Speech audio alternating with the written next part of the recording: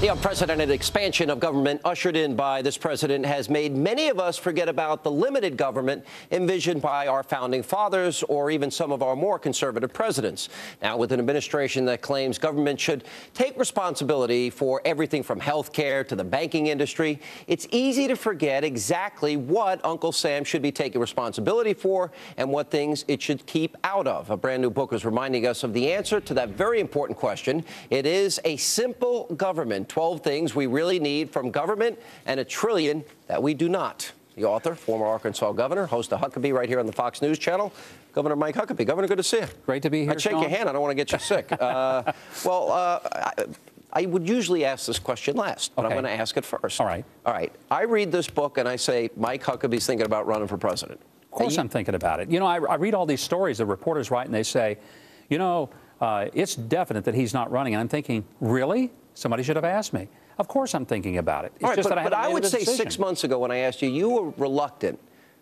I was probably less likely. Less likely. What has changed? Maybe is it the poll numbers that have been very favorable to you? Well, I think there's a couple of things. The poll numbers certainly have been favorable. I mean, I've been leading in polls nationally as well as in a number of the key states. But another thing is, you know, I finished this book, I look at it and I say, by golly, you know what? These ideas could help change this country. Yeah. And honestly, I step back from it. You know, when you write a book, you get almost tired of it. And then you step back and you read it and you say, this is what I really believe. Yeah. This is what I stand for.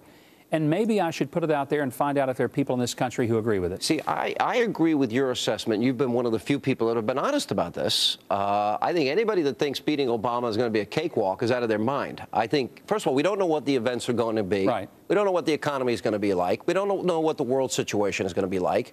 Up to now, I think he's been a failure. But, you know, there might be some events that changed people's attitudes on a dime. The Republicans might save him. By that, I mean that the Republicans in the House might make enough what I would call sensible votes and actually prevent him from doing some bizarre things like Obamacare and could put him back in the game. But here's the reality. I think he can be beaten. I frankly think that I would be in a very good position to do it because I believe that standing head-to-head with him, articulating the very clear, decisive difference between our positions would be a great contrast. But it's the process of getting to that nomination that's tough. You talked about the most important form of government as a mother and a father and a family. Yeah. So maybe you're not in Michelle Obama's camp that we've got to, you know, literally gravitate towards what we're going to put in every cafeteria in every school all across the country. Well, Sean, we have a lot of people saying we don't want to talk about all these social ideas, but the social ideas matter for this reason. The first form of government any of us face is the government called family. Mother, father, raising kids. That's where we learn the basic rules of what's right and wrong. I mean, wait a minute. I'm responsible for what my kids eat? Absolutely. I'm responsible if they exercise? You're responsible that I'm responsible if they get educated? Yeah, you really are. I always thought the government did all that. And you should be so responsible that you pick their educational environment that's best for them. If you choose to homeschool, if you choose to private school, if you choose to public school. What if I want them to pray? Am I allowed to let them pray anymore? I think you ought to teach them to pray. No, I think the problem that we have in this country is that we don't have enough kids who even believe there is a God to pray to. Well, I think you talk in the book about the need to return more to local government. I think this is a classic example. I don't need the nanny state. And with all due respect to the First Lady, don't tell me what I ought to be feeding my kids. Let the local school districts handle this. You know, why does the federal government have to get involved in telling our kids what they can and cannot eat, what's in the cafeteria? Well, and I don't think that's even her plan. I will say this. The federal government is already involved with USDA funding and the subsidies that they give to schools. It makes sense that they would put healthy food out. But I don't want the government telling any parent, here's what your kids can or can't eat. But more importantly, when you talk about local government, I call this the part of simple government where I say the further you drift from shore, the more likely you are to be lost at sea. The further you are from the source being governed, the more likely you are to get it wrong. Yeah. And that's why the more federal government we have and the less local government we have, the more likely we are to mess it all up. You know, this is a compliment. This book is simple. It was meant to be. It was meant so that members of Congress could understand it. And I know that really breaks it down to a simple point. No, but the point when you say, all right, well, you can't spend what you don't have. You can't borrow what you can't pay for, pay back. And I'm thinking, okay, this is simple common sense. We're now headed financially. You can't spend what you don't have, $14 trillion in debt. And now the big battle is Democrats are saying Republicans are going to want to shut down the government because they're not going to want to raise the debt ceiling. Should we raise the debt ceiling if we don't have the money? No, we shouldn't raise the debt ceiling unless we cut the expenses. It's insane to continue to think. And the way I try to outline these issues is believing that most of the time you hear people say, oh, this is too complicated, it's too complex, we can't even deal with it. Of course we can. Back up, look at it from the macro lens, and then apply a basic common sense principle. So we know that you cannot spend money you don't have personally. You can't do it as a private business. Guess what? We got to make sure that the government understands that. And this idea that you're going to shut the government down, this just in, the government is going to be shut down permanently if we don't do something to arrest the incredible debt we have. Do you think what we see in Wisconsin with the protesting, do you think what we see in Ohio with the protesting, which we'll discuss more in our panel, do you think what we see in Greece, what we saw in Paris when they were adjusting the retirement age, do you think that's coming to America? Because I do. In America. No, but I mean, when we have to start austerity measures, are Americans going to take to the streets because they feel they were promised certain things by the government that are unsustainable? Well, frankly, there's some things that people may hate about my book because I say we've got to raise the age of Social Security, that's not an if anymore. It's got to happen. Means tested? Whether we means test or not, Medicare and all these programs are going to have to be revamped. So I'll get Social Security 3 days before I die. You know what I think we ought to do? A guy like you, a guy like me, don't get a Social Security check. Get a one-time buyout when you hit retirement age, tax-free. You can do anything you want to with it. And the government's done with you. Of course, I would too. Most Americans would if they have their own pension plan. How about let me opt out now and they can keep the money I paid them? I just keep it. I don't want it. There you go. But I don't have to pay anymore. Option. The point is, we keep hearing about that 60 is the new 40. Yeah. Sean, if that's true, then let's adjust the retirement age. If it's really true that we're all living longer, and we are, and we feel better, and we are healthier at 60 than we used to be at 40, then let's act like it and build our government entitlement programs accordingly. Right. You talk about health care in the book. You talk about national defense, the educational system, good fences make good borders. You have a lot of good stuff in there. I've seen the Israeli border and the fence that so many people around the international community hate. But guess what? There aren't any suicide bombers anymore. You know why? Because they built a fence. You want to fix the border security issue? I'm sorry, got to build a fence. It just makes sense. All right, Governor, 41 cities. Good luck. We'll see you when you get back. You'll be 10 pounds heavier because you're eating it on the road. I don't need that. Let not your heart be troubled. Our great American panel is next.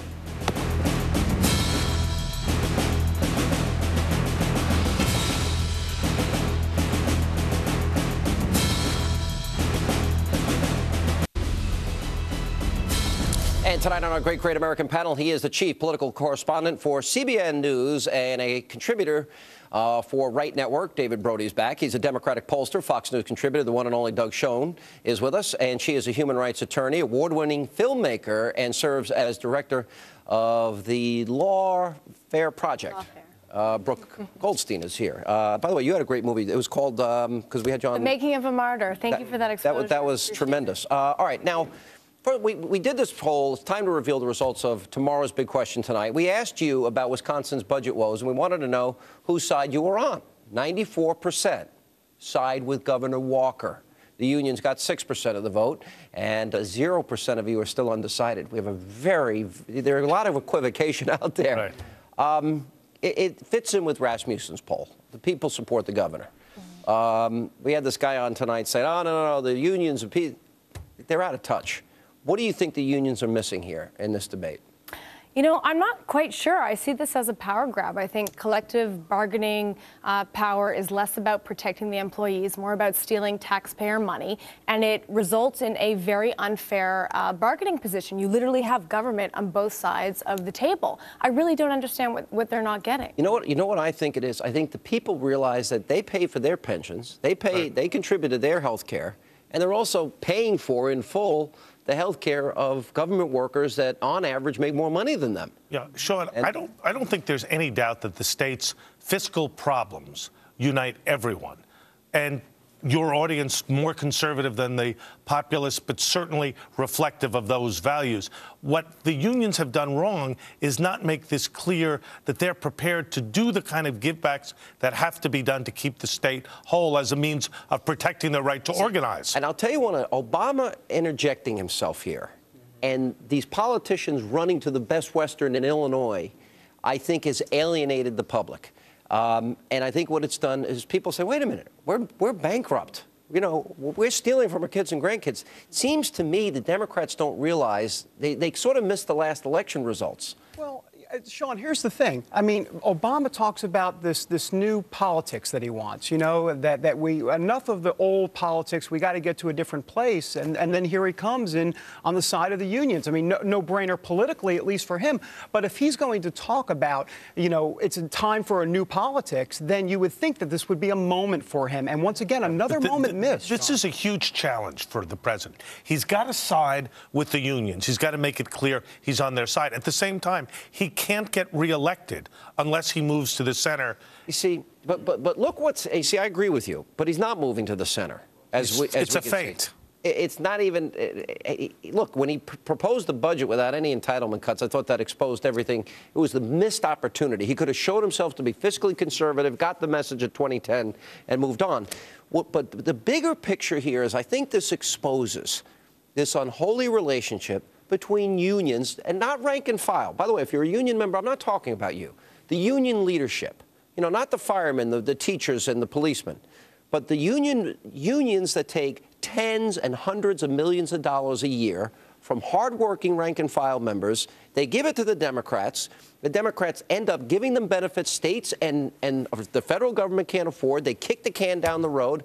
And to quote a great philosopher, America's chickens have come home to roost. Yeah, I really don't think the unions are eliciting any type of sympathy right now, especially advocating that people go out, hold signs that equate lawmakers to Hitler. But I just want to say not all Democratic lawmakers fall in line with the unions. Look at Cuomo. He basically... Cuomo's shocking everybody. Well, yeah, he went, and part of his campaign when he was running in New York was to confront the New York labor union. Listen, I got to be honest. I am shocked so far at Andrew Cuomo. And if he holds the line, not raises taxes, you know, deals with, you know, what, we have a $10 billion shortfall this year in New York. Good for the state. Good for the Democratic Party. I wrote a piece in the Journal saying Democrats have to break the stranglehold that the unions have over them. But all these governors that are fiscally conservative, Bob McDonnell, Christie, Jindal, and everybody in between, they're loved by Scott Walker. It's because they're touching the third rail, whether it be Social Security or some of these other issues. They're touching the third rail and finding out that it's actually politically viable and not such a bad thing after all. I think we're seeing a seismic shift right now in American politics to say, as Doug Christie said, hey, you know what? It actually might be politically beneficial to you to talk about this stuff and do stuff. I completely agree with him. I think that... Is Gaddafi going down, and is San Francisco going to ban circumcision? Only in San Francisco. More with our Great American Panel next. And we continue now with our Great American Panel. All right, so we're having an interesting off-air discussion here. We got Yemen and Bahrain and Jordan and, you know, the entire Middle East is blowing up right before our eyes. The Iranians now move these naval ships through Egypt's Suez Canal, which they have not done since the Iranian Revolution, a provocation for Israel. So Israel now is being surrounded by, they don't know what is going to exist. My fear, and you wrote this column about the opinion polls of the people of Egypt and how they support Sharia law. And if you are an apostate that doesn't agree with Islam, they believe in the right to kill you. Correct. 85%, I believe, was the number. That's exactly right. Okay. And I'm thinking, all right, these are the opinions of the people of the Middle East. Why is everybody in Washington and liberals showing such confidence that somehow goodness is about to emerge? This isn't liberal versus conservative, Democrat versus Republican. It's good versus evil, as you said, right versus wrong, and standing up for our core values, which are democracy, freedom, and liberty. And yes, the state of Israel is the only stable democracy in the region. If we don't recognize that, we put ourselves at risk, Israel certainly at risk, because the Iranians and the Syrians are going to do everything they can to destabilize the region. Well, Doug, the United States has to have Israel's back, clearly. And here's the issue. Wait a minute. This very week, we are challenging our closest ally in the Middle East in the United Nations, and we're lecturing them on their settlements. I said they have to have it. I'm not saying that they do necessarily, because the issue is, I mean, this is like the school bully, you know, in elementary school. And there's President Obama, the principal, going, you know, I'm looking at that bully from the corner office going, you know, he's so naive. We have to watch that. He's so in over his head. You know what? I think analyzing the issue of Iran in an Israel-centric paradigm is doing us a disservice, okay? Yes. What do you mean is Israel-centric paradigm? Because Iran is a threat to the entire world. Okay, what Iran is trying to do by sending a ship through the Suez Canal is not just to provoke Israel, but to show other Arab nation states that they are I agree they're a hegemonic threat to the power world, in the area. but their first target, based on proximity, is Israel. They want an Islamic caliphate. And they want to control the entire area of the Middle East. And this is part of a long-term plan. They put Hezbollah in Lebanon. They're funding Hamas in Gaza. Right. There were reports, unsubstantiated, that they're sending mujahideen to Egypt even before the revolt. And the Muslim Brotherhood. Exactly. So this Suez Canal is just a symptom of a much larger strategy. Here's, it's interesting. If you look throughout history, we miss signs of pure evil emerging. And I'll use Winston Churchill versus Chamberlain. And Great Churchill was laughed at by some because he warned about the dangers of the emergence of Adolf Hitler and Nazism. I really fear, in a worst-case scenario, that these democracy movements don't evolve, as some are telling us. Remember, some members of the Carter administration told us Gandhi was going to take over when the Ayatollah came out of hiding in France. And my fear is we literally have the potential of a world war emerging if things go entirely the wrong way. I'm not saying it's going to happen, but the possibility. Every development we've seen has been bad for the United States and bad for democracy. We're for freedom, but we're also for our values and our democracy. Is it possible, if the stars align in the wrong way, does this become a potential for a world war, the West versus radical Islamic states? It certainly becomes possible that we could have regional conflicts with North Korea, with Iran, which could potentially spread. Yes, they could spread. Look, I'm not here to say World War III is coming, but this is a grave situation for our country. Price of oil now, is spiking. Energy, the economy's lifeblood. But You got 10 seconds. Yeah, Doug said it's about values, Judeo-Christian values here in the United States, but where is it in the Middle East? And that the underpinnings is the problem, not at all. No, I think we're already in the middle of World War III. All right, we got to run. That's all the time we have left. We'll pick it up tomorrow. Greta's next.